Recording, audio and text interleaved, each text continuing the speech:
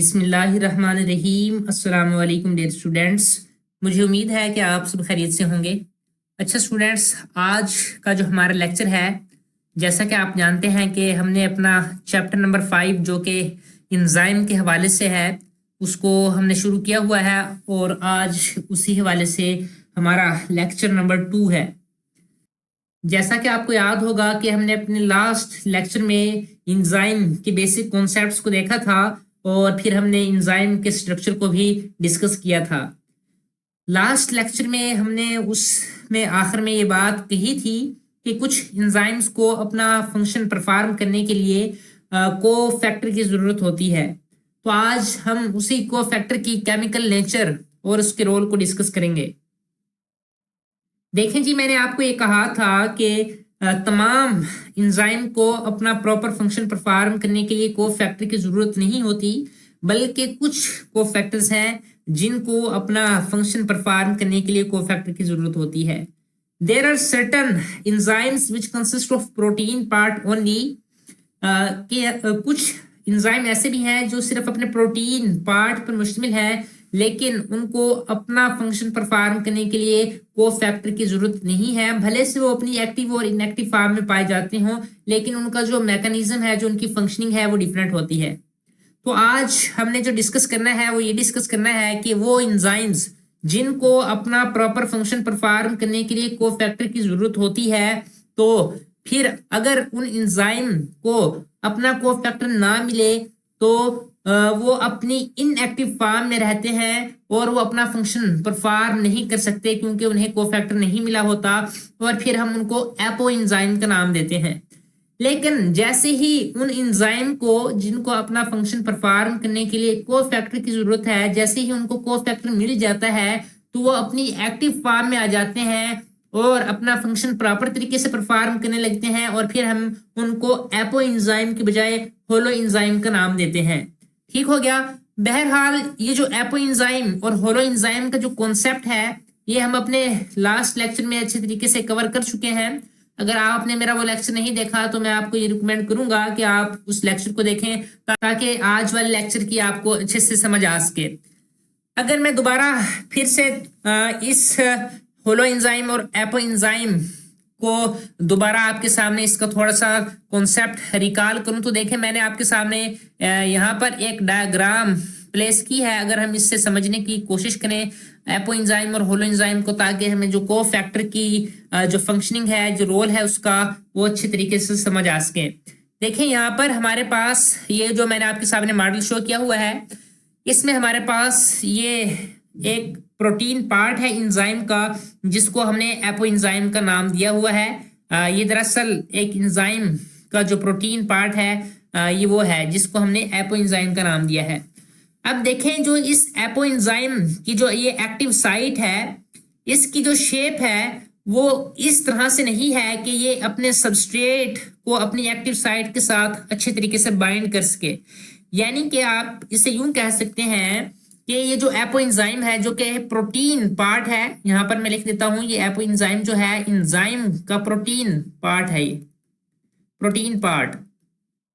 अच्छा जी, ये जो प्रोटीन पार्ट है जिसको हमने एपो इंजाइम का नाम दिया है, ये जिस फॉर्म में अभी मौजूद है, इसकी जो एक्टिव साइट की जो शेप है वो इस तरह से नहीं है कि ये सबस्ट्रेट के साथ अच्छे तरीके से फिट हो सके। तो अब इसे सबस्ट्रेट के साथ अटैच होने के लिए ना, अच्छे तरीके से सबस्ट्रेट को अपनी एक्टिव साइट के साथ अटैच करने के लिए इस एपो इंजाइम को इस नॉन प्रोटीन पार्ट की जरूरत है जिसको हमने नाम दिया है कोफैक्टर का। और ये कोफैक्टर क्या है जी, इसकी डेफिनेशन भी हमने पढ़ी है कि ये नॉन प्रोटीन पार्ट होता है जो कि इंजाइम को जरूरत होता है ताकि वो अपने सबस्ट्रेट को अपनी एक्टिव साइट के साथ अच्छे तरीके से बाइंड कर सके। अब देखें, जो प्रोटीन पार्ट है जिसको हमने एपो इंजाइम का नाम दिया है, अब इसको अपना प्रॉपर फंक्शन परफॉर्म करने के लिए अपनी एक्टिव साइट के साथ इस सबस्ट्रेट को अच्छी तरीके से बाइंड करने के लिए इस नॉन प्रोटीन पार्ट यानी कि कोफैक्टर की जरूरत है। जब तक ये नॉन प्रोटीन पार्ट जो कोफैक्टर है इस एंजाइम को नहीं मिलेगा तो ये अपनी इनएक्टिव फॉर्म में रहेगा, यानी कि ये अपना फंक्शन प्रॉपर तरीके से परफॉर्म नहीं कर पाएगा। जैसे कि यहाँ पर मैंने लिखा है कि without the cofactor attached the protein is not active, ये प्रोटीन पार्ट एक्टिव नहीं है, और फिर हम इसको नाम देते हैं एपो एंजाइम का। लेकिन देखें, जैसे ही इस एपो एंजाइम के साथ आकर ये नॉन प्रोटीन पार्ट यहाँ पर कोफैक्टर अटैच हुआ, देखें जी, तो अब ये एपो एंजाइम अपनी एक्टिव फॉर्म में आ गया है, यानी कि ये देखें यहाँ पर मैंने लिखा है कि ये एक्टिवेट हो गया है और अपना फंक्शन को प्रॉपर तरीके से परफॉर्म करेगा। और अब इसकी एक्टिव साइट की जो शेप है वो इस तरह से हो गई है कि वो अब सबस्ट्रेट को अपनी एक्टिव साइट के साथ अच्छे तरीके से अटैच कर सके। ठीक हो गया। और अब जब ये अपनी एक्टिव फॉर्म में आ गया है, अपने फंक्शन को प्रॉपर तरीके से परफॉर्म करने लगा है, अब हमने इसे एपो एंजाइम की बजाय होलो एंजाइम का नाम दिया है। तो यहाँ से हमें क्या बात मालूम हुई कि जो हमारे पास कोफैक्टर है वो एंजाइम को क्या फैसिलिटी प्रोवाइड करता है, वो एंजाइम के लिए किस तरह से मुफीद है। तो हमें यहाँ से ये बात मालूम हुई कि जो कोफैक्टर है वो एंजाइम की जो एक्टिव साइट की जो शेप होती है सबस्ट्रेट के साथ अटैच होने के लिए, उसकी जो कंपैटिबिलिटी है उसको वो इंक्रीज करता है। ठीक है जी। कंपैटिबिलिटी का मतलब होता है मुताबिकत, यानी कि हमारे पास जो कोफैक्टर है वो एंजाइम की जो एक्टिव साइट की जो शेप है वो उसको सबस्ट्रेट के मुताबिक बना देता है, ताकि सबस्ट्रेट एंजाइम की एक्टिव साइट के साथ अच्छे तरीके से हो सके। ठीक है। तो यहाँ पर हमें इस में क्या पता चला कि कोफैक्टर एंजाइम के लिए क्या फैसिलिटी प्रोवाइड करता है। तो इसको हम यहाँ पर देखें जी, लिखते हैं। इस डायग्राम को हम छोटी करके यहाँ पर साइड पर कर देते हैं और यहाँ पर देखते हैं कि हमें कोफैक्टर का क्या रोल पता चला है। देखें जी, सबसे पहले जो हमारे पास कोफैक्टर है ये सबस्ट्रेट और एंजाइम को जोड़ने का काम करता है, यानी कि ये हम इसको यूं भी कह सकते हैं, जो कोफैक्टर है वो सबस्ट्रेट और एंजाइम के दरमियान एक ब्रिज का काम करता है, यानी कि उनको जोड़ने का काम करता है। तो यहाँ पर मैं लिख देता हूं कि जो हमारे पास कोफैक्टर है ये एक्ट करता है। देखें यहाँ पर मैं लिखता हूं cofactor act as bridge between enzyme and substrate। ठीक है जी। तो पहला रोल हमें कोफैक्टर का यहां से क्या मालूम हुआ, पहला रोल हमें कोफैक्टर का यहां से ये मालूम हुआ कि जो कोफैक्टर है वो एंजाइम और सबस्ट्रेट के दरमियान एक ब्रिज का काम करता है, यानी कि कोफैक्टर एंजाइम और सबस्ट्रेट को आपस में जोड़ने का काम करता है। अगर इसके बरक्स अगर हम इसको और अल्फाज में बयान करना चाहें तो हम इसको यूं भी बयान कर सकते हैं कि जो हमारे पास कोफैक्टर है वो एंजाइम की जो एक्टिव साइट की जो एफिनिटी है सबस्ट्रेट के साथ अटैच होने के लिए, ये उसको मजीद इंक्रीज करता है या इंप्रूव करता है। एफिनिटी का मतलब होता है ताल्लुक, यानी कि कोफैक्टर एंजाइम की एक्टिव साइट का जो ताल्लुक है सबस्ट्रेट के साथ अटैच होने के लिए, ये उसको मजीद बढ़ाता है या उसको बेहतर बनाता है। ठीक है जी। तो यहाँ पर हम इसको और वर्ड में बयान करना चाहें तो हम इसको कुछ इस तरह से भी बयान कर सकते हैं कि जो कोफैक्टर है ये इंक्रीज करता है। देखें, factor increase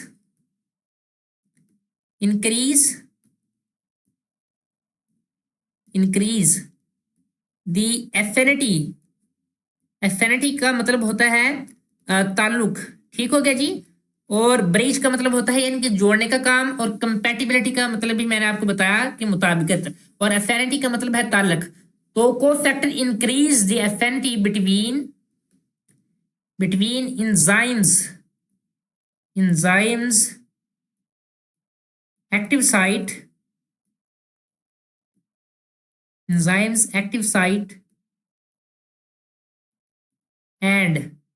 enzymes active site and substrate।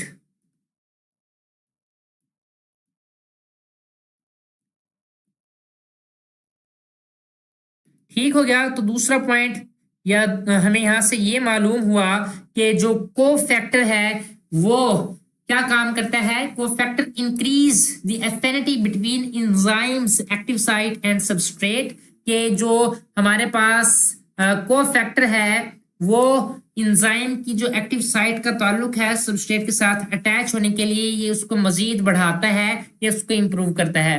तो यहाँ पर ये जो हमने बात की थी रोल ऑफ कोफैक्टर के हवाले से, तो यहाँ पर अगर आपसे क्वेश्चन पूछ लिया जाए कि what is the role of cofactor, तो आपने इन 2 पॉइंट्स को हाईलाइट करना है जो मैंने आपके सामने बयान किए हैं।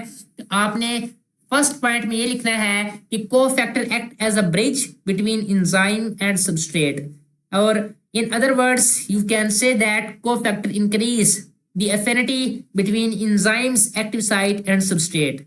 ठीक हो गया। तो ये पॉइंट्स आपने रोल ऑफ कोफैक्टर के हवाले से बयान करने हैं। ठीक हो गया जी। अच्छा जी, अगर अब हम देखें कि हमारे पास जो कोफैक्टर है, अगर हम उसकी केमिकल नेचर को बयान करें, सबसे पहली बात तो ये है कि जो कोफैक्टर है हमारे पास वो प्रोटीन नहीं होते। जैसा कि मैंने यहाँ पर देखें, यहाँ पर जब डायग्राम में आपको बताया था, देखें यहाँ पर मैंने साथ लिखा भी है कि जो कोफैक्टर है ये नॉन प्रोटीन है। सबसे पहली बात तो हमें यहाँ से ये मालूम हुई कि जो कोफैक्टर है ये नॉन प्रोटीन है। ठीक है जी, यहाँ पर मैं लिख भी देता हूँ दोबारा से कि कोफैक्टर नॉन प्रोटीन है, और इसकी डिफाइन भी हम यूं ही करते हैं कि नॉन प्रोटीन पार्ट जो होता है वो कोफैक्टर कहलाता है, जो कि एंजाइम के साथ अटैच होकर अपना रोल परफॉर्म करता है। अब देखें, अगर हम कोफैक्टर को मजीद डिटेल के साथ देखें तो कोफैक्टर हमारे पास जो है वो इनऑर्गेनिक भी हो सकता है और ऑर्गेनिक भी हो सकता है। अब देखें, जो इनऑर्गेनिक है इसको आप जानते हैं कि इनऑर्गेनिक मॉलिक्यूल हम उनको कहते हैं जिनमें कार्बन और हाइड्रोजन इकट्ठे ना पाए जाएं, उनको हम कहते हैं जी इनऑर्गेनिक। ठीक है जी। और जिसके अंदर कार्बन और हाइड्रोजन के जो मॉलिक्यूल हैं अगर वो इकट्ठे पाए जाएं तो फिर वो कहलाते हैं जी ऑर्गेनिक मॉलिक्यूल।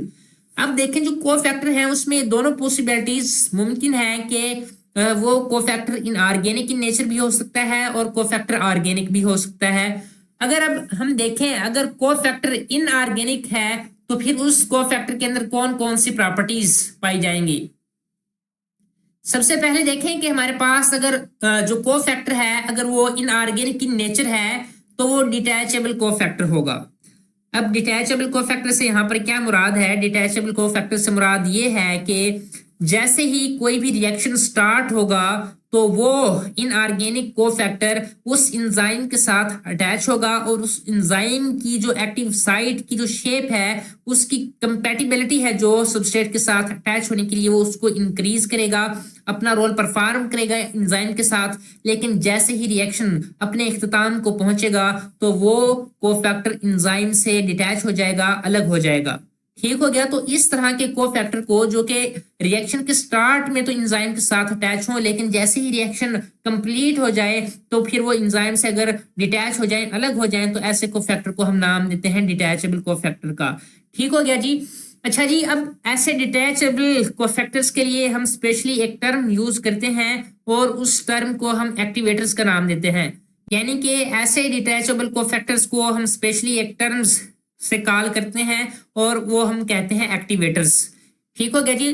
तो ऐसे इनऑर्गेनिक डिटैचेबल कोफैक्टर को हम एक्टिवेटर का नाम देते हैं। ठीक हो गया जी। अच्छा जी, अगर हम अब देखें कि जो हमारे पास ये एक्टिवेटर है इनकी एग्जांपल्स को हम अगर डिस्कस करें तो हमारे पास इनऑर्गेनिक कोफैक्टर या एक्टिवेटर्स की एग्जांपल क्या है, तो ये आम तौर पर different types of metallic ion के ऊपर मुश्तमिल होते हैं। जैसा कि एग्जाम्पल मैंने आपके सामने लिखा है, जैसा कि हमारे पास आयरन है, जैसा कि मैग्नीशियम, कॉपर है, जिंक है, और इसी तरह से मजीद बहुत सी इसकी एग्जाम्पल हो सकती हैं। अब देखें, हमारे पास अगर हम इसको मजीद इनऑर्गेनिक कोफैक्टर के रोल को मजीद डिस्कस करना चाहें, इसको मजीद डीपली समझना चाहें, तो हम इस रिएक्शन से इसको मजीद समझने की कोशिश करते हैं। देखें जी, ये मैंने आपके सामने एक रिएक्शन लिखा है जिसमें ग्लूकोज एटीपी के साथ मिल रहा है और ग्लूकोज जो है वो ग्लूकोज 6 फास्फेट में कन्वर्ट हो रहा है, जबकि जो एटीपी है वो एडीपी में कन्वर्ट हो रहा है। और इस रिएक्शन को प्रोसीड करवाने के लिए जो इस रिएक्शन में एंजाइम यूज हो रहा है वो एंजाइम है जी हेक्सोकाइनेज एंजाइम।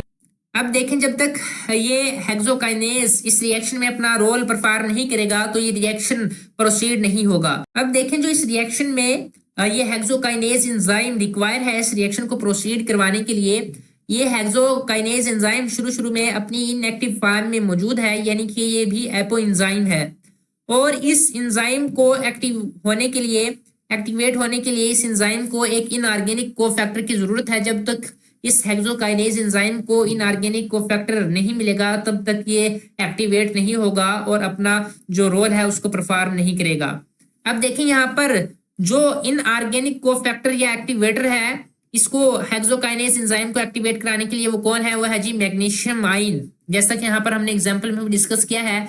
यहाँ पर देखें, अब ये मैग्नीशियम आयन इस हेक्सोकाइनेज एंजाइम के साथ आकर अटैच होगा और ये हेक्सोकाइनेज अब अपनी एक्टिव फॉर्म में आ जाएगा और अपने फंक्शन को प्रॉपर तरीके से परफॉर्म करेगा और अब ये एपो एंजाइम के बजाय होलो एंजाइम कहलाएगा।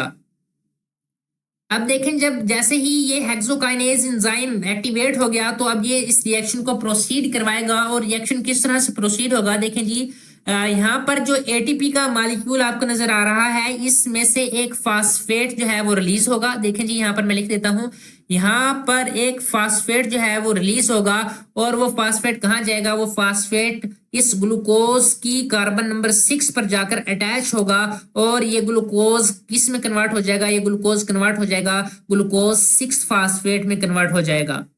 और अब देखें, जैसे इस एटीपी ने एक फास्फेट का ग्रुप रिलीज कर दिया था, अब ये एटीपी जो है वो एडीपी में कन्वर्ट हो जाएगा। ठीक हो गया। तो इस तरह से ये रिएक्शन प्रोसीड होगा हेक्सोकाइनेज एंजाइम की प्रेजेंस में।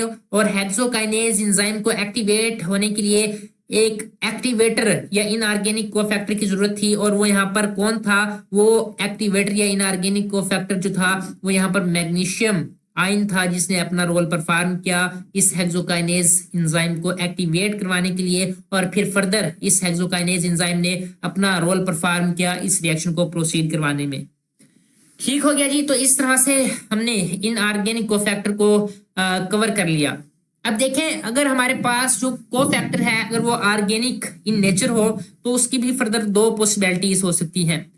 अच्छा जी, अब हम इस ऑर्गेनिक कोफैक्टर को डिस्कस करने से पहले यहाँ पर अगर मैं आपसे एक सवाल पूछूं, वो सवाल ये है कि हमारे पास जो एंजाइम होते हैं क्या वो ऑर्गेनिक इन नेचर होते हैं या इनऑर्गेनिक इन नेचर होते हैं? तो जैसा कि हमने अपने लास्ट लेक्चर में डिस्कस किया था कि जो मोस्टली जो एंजाइम होते हैं वो ग्लोबुलर प्रोटीन होती है या वो प्रोटीन पार्ट पर मुश्तमिल होते हैं। जैसा कि हमने कहा था कि जो ऑलमोस्ट एंजाइम जो है वो प्रोटीन पर मुश्तमिल होते हैं। या फिर अगर हम इसमें राइबोजाइम एंजाइम को भी इंक्लूड करें जो कि प्रोटीन पर नहीं बल्कि आरएनए पर मुश्तमिल होता है, तो अब हम देखें जो एंजाइम है वो या तो प्रोटीन पर मुश्तमिल होते हैं और अगर हम इसमें राइबोजाइम एंजाइम को भी साथ इंक्लूड करें तो आरएनए जो है ये भी हमारे पास क्या है? ये भी एक ऑर्गेनिक मॉलिक्यूल है। तो यहाँ से हमें क्या बात मालूम हुई कि अगर हमारे पास जो एंजाइम होते हैं या तो वो प्रोटीन पर मुश्तमिल होते हैं या आरएनए पर। और ये जो प्रोटीन और आरएनए हैं ये दोनों ही ऑर्गेनिक मॉलिक्यूल हैं, यानी कि ऑर्गेनिक इन नेचर हैं। तो यहाँ से हमें ये बात मालूम हुई कि जो हमारे पास फिर एंजाइम है वो भी ऑर्गेनिक इन नेचर है। तो इसी वजह से जब हमने अपने प्रीवियस लेक्चर में एंजाइम की डेफिनेशन की थी तो इसी वजह से हमने एंजाइम को ऑर्गेनिक कैटलिस्ट का नाम भी दिया था। ठीक हो गया जी। तो इस वजह से हमने एंजाइम को ऑर्गेनिक कैटलिस्ट का नाम दिया था क्योंकि ये एंजाइम या तो प्रोटीन पर मुश्तमिल होते हैं या आरएनए पर, और ये प्रोटीन और आरएनए दोनों ही ऑर्गेनिक मॉलिक्यूल हैं। ठीक हो गया जी। तो मुझे उम्मीद है कि आपको ये भी कॉन्सेप्ट क्लियर हो गया होगा। अब हम डिस्कस करते हैं कि हमारे पास अगर जो कोफैक्टर है वो ऑर्गेनिक इन नेचर हो तो उसकी भी फर्दर दो पॉसिबिलिटीज हैं। या तो फिर वो कोफैक्टर जो है वो कोएंजाइम होगा या फिर वो प्रोस्थेटिक कोफैक्टर होगा। अब देखें, अगर हमारे पास वो ऑर्गेनिक कोफैक्टर कोएंजाइम में आता होगा तो उस कोएंजाइम के अंदर कौन कौन सी प्रॉपर्टीज पाई जाएंगी? देखिए, सबसे पहली जो कोएंजाइम जो कि ऑर्गेनिक इन नेचर कोफैक्टर है उसमें जो सबसे पहली प्रॉपर्टी है वो ये है कि ये कोएंजाइम भी बिल्कुल उसी तरह से डिटैचेबल कोफैक्टर है जिस तरह के एक्टिवेटर डिटैचेबल कोफैक्टर था। अब डिटैचेबल कोफैक्टर का मैं आपको बता चुका हूं कि डिटैचेबल कोफैक्टर क्या होते हैं। डिटैचेबल कोफैक्टर जब भी कोई रिएक्शन स्टार्ट होता है तो वो एंजाइम के साथ अटैच होते हैं और अपना एंजाइम के साथ रोल परफॉर्म करते हैं। जैसे ही रिएक्शन अपने इख्तिताम को पहुंचता है, प्रोडक्ट बन जाती है और रिएक्शन कंप्लीट होता है तो वो एंजाइम से डिटैच हो जाते हैं, एंजाइम से अलग हो जाते हैं। ठीक है। तो ऐसे कोफैक्टर को हम डिटैचेबल कोफैक्टर कहते हैं। तो हमारे पास ये जो कोएंजाइम कोफैक्टर है जो कि ऑर्गेनिक इन नेचर है, ये भी एक्टिवेटर की तरह इनऑर्गेनिक कोफैक्टर की तरह डिटैचेबल कोफैक्टर है। पहला पॉइंट हमने यहां से ये सीख लिया। अब अगर हम देखें कि इन ऑर्गेनिक कोफैक्टर या कोएंजाइम की एग्जांपल क्या है, तो यहाँ पर जो हमारे पास जो विटामिन होते हैं या तो वो खुद डायरेक्टली कोएंजाइम के तौर पर एक्ट करते हैं या आफ्टर सर्टेन मॉडिफिकेशंस वो फिर कोएंजाइम का रोल परफॉर्म करते हैं। जैसा कि यहाँ पर देखेंगे एग्जांपल्स में मैंने लिखा है, जैसा कि हमारे पास एटीपी है, एनएडी पॉजिटिव है, एफएडी पॉजिटिव है, ये तमाम कोएंजाइम या ऑर्गेनिक कोफैक्टर की एग्जांपल हैं। अब अगर हम इन कोएंजाइम का फर्दर रोल डिस्कस करना चाहें, इसको मजीद अच्छे तरीके से समझना चाहें कि ये किसी भी रिएक्शन में अपना रोल किस तरह से परफॉर्म करते हैं, तो देखिए मैंने यहाँ पर आपके सामने इस एक रिएक्शन लिखा है। इसमें हम समझेंगे कि ये कोएंजाइम अपना एक रिएक्शन में किस तरह से रोल परफॉर्म करते हैं। देखें जी, यहाँ पर रिएक्शन है जी, इथाइल अल्कोहल जो है वो एसिड एल्डिहाइड में कन्वर्ट हो रहा है और साथ ही साथ जो एनएडी पॉजिटिव है वो NADH2 में कन्वर्ट हो रहा है। अब देखें इस रिएक्शन को प्रोसीड करवाने के लिए जो एंजाइम की जरूरत है वो एंजाइम है जी अल्कोहल डिहाइड्रोजिनेज एंजाइम। यहाँ पर देखें ये जो अल्कोहल डिहाइड्रोजिनेज एंजाइम है ये शुरू में अपनी इनएक्टिव फॉर्म में मौजूद है, यानी कि ये अभी एपो एंजाइम है। अब इस अल्कोहल डिहाइड्रोजिनेज एंजाइम को एक्टिवेट होने के लिए एक ऑर्गेनिक कोफैक्टर यानी कि कोएंजाइम की जरूरत है, और वो कोएंजाइम यहाँ पर कौन है? वो कोएंजाइम यहाँ पर है जी NAD पॉजिटिव। अब जैसे ही ये NAD पॉजिटिव आकर अल्कोहल डिहाइड्रोजिनेज एंजाइम के साथ अटैच होगा तो अल्कोहल डिहाइड्रोजिनेज एंजाइम जो है वो अपनी एक्टिव फॉर्म में आ जाएगा और अपने फंक्शन को प्रॉपर तरीके से परफॉर्म करेगा, यानी कि अब ये होलो एंजाइम बन जाएगा। अब देखें जब तक ये अल्कोहल डिहाइड्रोजिनेज एंजाइम अपनी एक्टिव फॉर्म में नहीं आएगा तो ये बिल्कुल भी काम नहीं करेगा और रिएक्शन प्रोसीड नहीं होगा।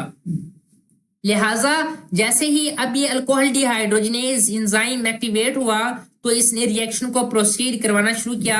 और रिएक्शन किस तरह से प्रोसीड हुआ? देखें जी, ये जो इथाइल अल्कोहल था वो एसिड एल्डिहाइड में कन्वर्ट हुआ। और किस तरह से कन्वर्ट हुआ? इस इथाइल अल्कोहल में से 2 हाइड्रोजन के जो मॉलिक्यूल थे वो रिलीज हुए, और ये 2 हाइड्रोजन के मॉलिक्यूल जो इथाइल अल्कोहल से रिलीज हुए किसने एक्सेप्ट किए? ये एक्सेप्ट किए हैं जी इस NAD पॉजिटिव ने।